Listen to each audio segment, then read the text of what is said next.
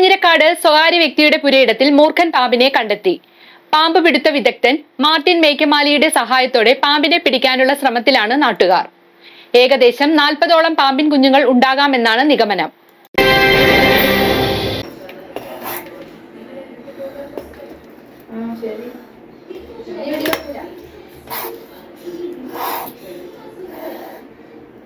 ഒന്നുമില്ല കുട്ടാ, നിനക്ക് പറഞ്ഞോടാ.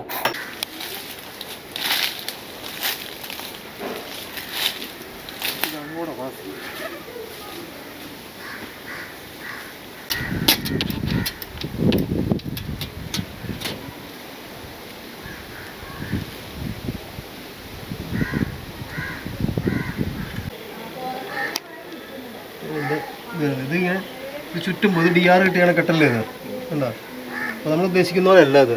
ഇത് ചുറ്റും അതിൻ്റെ ഹോളുകൾ പോകുന്നത്. ഇത് മാത്രമല്ല 3 കുത്തുണ്ട്.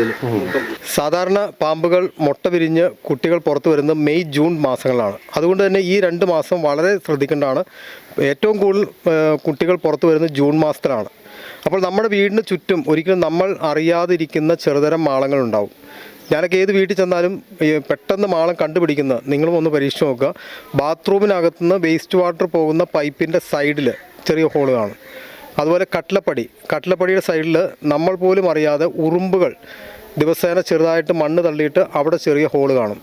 അതുപോലെ കട്ടിലപ്പടി, വാതിലിൻ്റെ, അതുപോലെ വാഷ് ബേസിൻ്റെ അടിയിൽ ഇങ്ങനെയുള്ള സ്ഥലങ്ങളിലാണ് ചെറിയ ചെറിയ മാളങ്ങൾ കാണുന്നത്. അപ്പോൾ നമ്മൾ ഓർക്കും ഇത് ചെറിയൊരു പൊത്താണെന്ന്. ഒരു ഈർക്കിളി കയറുന്ന അത്ര ചെറിയൊരു ഹോളാണെങ്കിൽ പോലും ഉള്ളിൽ തറയ്ക്കകത്ത് മുട്ടയിട്ടിരിക്കുന്ന പാമ്പ് വീടിന് പുറത്തുനിന്ന് വന്നാണ് മുട്ടയിട്ട് പോയിരിക്കുന്നത്. ആ കുട്ടികൾ തണുപ്പ് തേടി വീടിനകത്തേക്ക് വരുമ്പോൾ ഒരു ഈർക്കിളി കയറുന്ന ഒരു ചെറിയ ഹോളുണ്ടെങ്കിൽ തീർച്ചയായും അതിൽ ആ പാമ്പ് കുഞ്ഞ് നമ്മുടെ വീട്ടിനകത്ത് വരും. അതുകൊണ്ട് ദയവ് ചെയ്ത് ഈ 2 മാസം നിങ്ങളുടെ വീടിനുള്ളിൽ ചെറുതരം മാളങ്ങൾ ഉണ്ടോ എന്ന് പരിശോധിക്കുക. ഉണ്ടെങ്കിൽ തീർച്ചയായും വളരെ പെട്ടെന്ന് തന്നെ അത് പുട്ടിയിട്ട് അത് അടച്ചു കളയുക. അല്ലെങ്കിൽ പാമ്പിൻ്റെ കുഞ്ഞുങ്ങൾ നമ്മുടെ വീടിനകത്തേക്കും ബെഡിലേക്കും ഒക്കെ വരാനുള്ള സാധ്യതകൾ കൂടുതലാണ്. അതുപോലെ പല ആൾക്കൊരു ധാരണ പാമ്പ് മുട്ട വിരിഞ്ഞു വന്ന കുഞ്ഞാണല്ലോ, കടിച്ചാൽ കുഴപ്പമില്ല എന്ന്. എന്നാൽ ഏറ്റവും ശ്രദ്ധിക്കേണ്ടത് മുട്ട വിരിഞ്ഞ് പുറത്തു വരുന്ന ആ കുഞ്ഞിനാണ് വിഷത്തിന് ഏറ്റവും കൂടുതൽ കടുപ്പം കൂടുതൽ. ഏറ്റവും അപകട സാധ്യത കൂടുതലുള്ളത് ചെറിയ കുട്ടിയാണ്. അതുകൊണ്ട് വളരെ ശ്രദ്ധിക്കണം ഈ മാസവും അടുത്ത മാസവും.